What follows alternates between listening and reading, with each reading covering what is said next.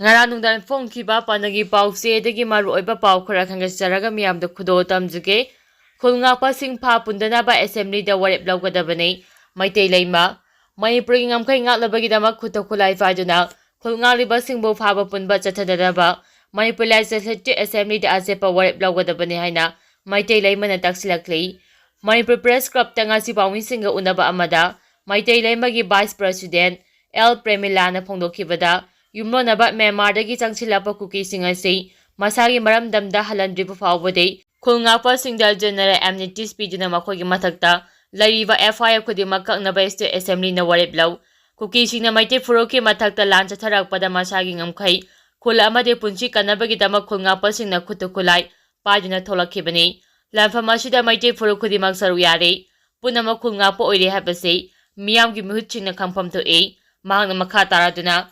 Kumja lising amaga sama panyangkagi matogi matungda Manipurda changlakhiba kuki phurup yauna mitop sing masa masagi maramda halannaba lengang thabok lokhapam thoi akaknaba matam ama piduna thaba asi chathaba loidriba fawba coming operational chingba akanba khongthang amata paikhatanaba assembly na warep lawbiyo haina su mahangna phongdoki loinina khulngakpa singi mathakta phaba punba tawdunaba achepa phire ama lawnabagi damak state asigi BJP NPP amadi Congress ki lusingba singda luba sigi maikaidagi Wakacheo langkhatpasu laikhrei makhatana Prime Minister amadi Home Minister jasu wakacheo langkhalagani haina su mahangna phongdoki Union budget puthokhrei leba asigi Finance Minister Nirmala Sitaramna chenaba chai lising aniga sumna kungamari kungamangai pakhakadaba trust budget tare lauthokhrei adubu budget asda Manipur gi matangde amata yarakhidrei Prime Minister Narendra Modi gi ahum laksuba tamgi BJP ne losting by NDA lenga kya hamba Budget lauthokpada Bihar amadi Andhra Pradesh ta asabu mayang tamdana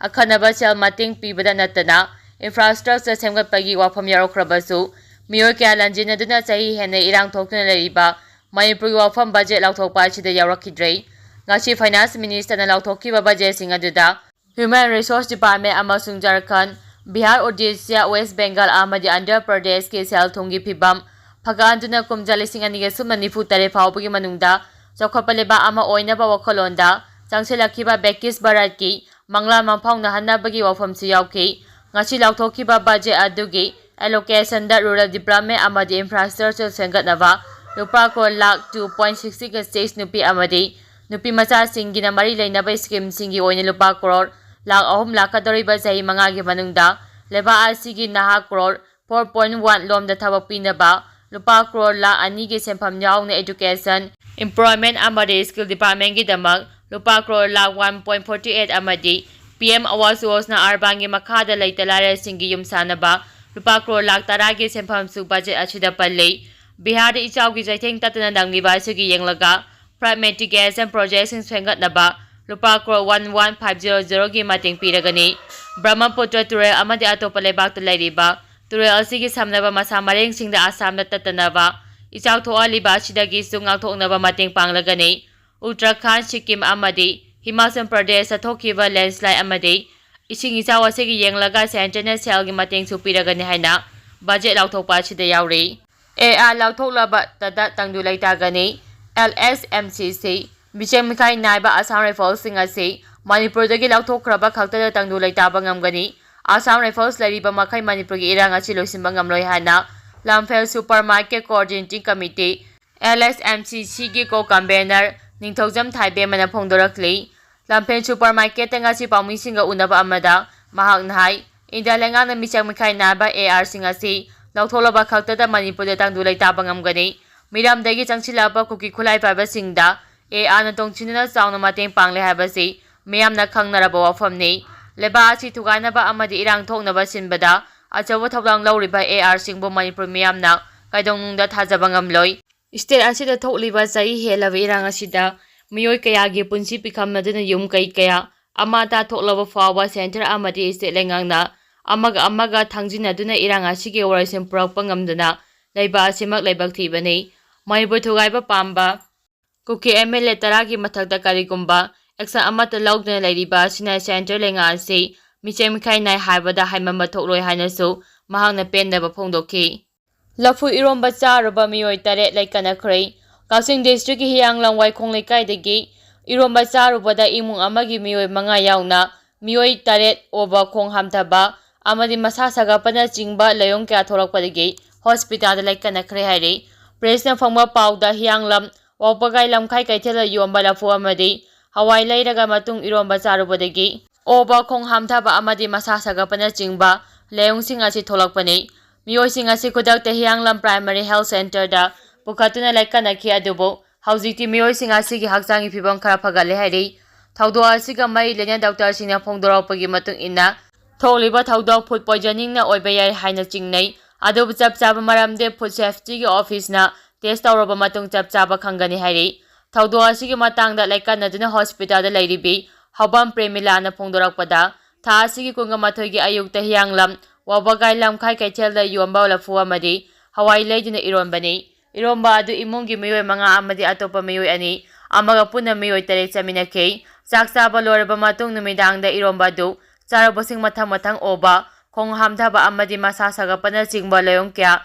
थौलाकपदगी नुंगालाकपगा hospital दा पुखलाखिबनी हाइरि अमरमदा हियांगलम police station अमदि food safety wing कक्सिंगी कांगु अमने इरोंबा अदुगी सैंपल लौखपगा लोइन लफु अमदि हवाई लेफम सिंगदागी सैंपल सिंगसु लौखप हौख्रे हाइरि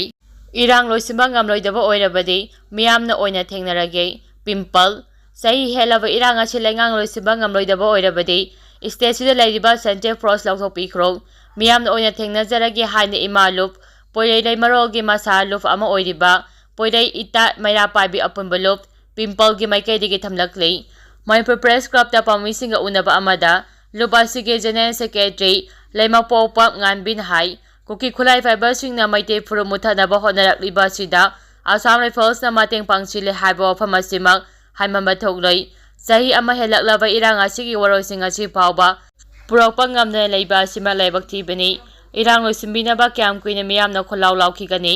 kyara hana waka chiraw pisinghigani haba asi miyamgi achabo wangni manipur thugainaba honariba afaba makhalgi kholai paiba kuki singi mathakta coming operation chathaduna afaba kholai sing phagapagi mahutta pipe amadi utongna saba pompi khara phagalaga miyamna uchaiba laibak thibani अतोप state अमुक्त थोखिद्रब मौंगदा ngasi ma manipur da tholiba irang asi chai helak फावबदा येंगदुना लैथोपा ngamliba lenga asi ngaktoba ngamde haina phongdokhi Khetrigaon केंद्रगी beneficiary सिंगदा नफसागी मखादा फंगदबा था निपांगी सिंग फंगलु MLA Nurul Hasan National Food Security Act की फमम थोपा था निपांगी सिंग खेत्रिगांव केंद्रगी बेनिफिशियरी सिंगदा सिंग फंगंबा ngamdribasi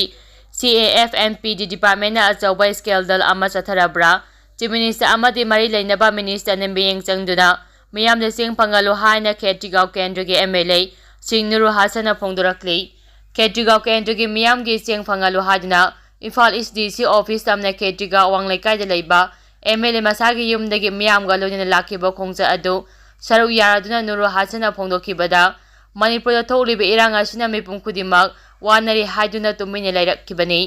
अदुबा खेत्रिगांव केंद्र असि लेंगा असिना अतोंबिगी मचागुम यिंगबा मियामगी डेमोक्रेटिक राइट मलक्पदगी तुमिने लैथोपा ngamlaktabani हौजिति चेंगी एजेंट खलाबनिना चेंग येले अदुबा करिगिदमक था अनि खक्तगी चेंग पिगदौरिबनो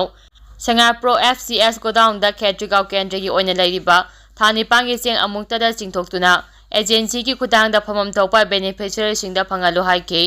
इम्फाल ईस्ट डीसी ने डेबेट तौदुना केंद्र असिगी फयर प्राइस ऑफ एजेंसिंग खलिबा सिंग असि ममांगा था कुंगा तरुक के चेंग येंथोक्ते हाइबगी कंप्लेन दा चेनबा प्रोक्सो अमदि ड्रग ललोंबदा चेनबा मियोय सिंग याउरिबा सिमक ख्वाइदगी अंगकपनी अरांबा तौबदा चेनबा मियोय अमदि ऑफिशियल सिंग मथाक्ते एक्शन लौखपम थोक्तब्रा हाइनसु एमएलए ने लेंगाक्ता वांग हंगलक्ली मियाम गलोनिना चकिबा खोंगजा अदुदा इम्फाल ईस्ट डीसी की ऑफिसर योक्सिलबा मतुंग एमएलए गा डीसी गा सु उनदुना वारी सानखि लोनिना खेत्रिगांव केंद्रगी ओइना बेनिफिशियरी सिंगना ngasiदगी नफसागी चेंग येंथोकपा हौख्रे केंद्र असिगी मनुंग चना लेबा बेनिफिशियरी सिंगदा ममांग से नवंबर अमदि दिसंबर थागी चेंग येंथोकरे इम्फाल ईस्ट डीसी ना हंदक फायर प्रेस ऑफ एजेंट ओइना खलक्लाबा खेत्रिगांव मखा लेकाइगी सॉफ एजेंट योंखाइबम नजतनासु डिस्ट्रिक्ट एडमिनिस्ट्रेशन ना मियामगिदमक खलगे एजेंसिंग खलकपासी अपेंबा फावी पिथारक्लिबा चेंग सिंगा से बेनिफिशियरी सिंगदा अमत चिथदना फंगनगनी हाइकी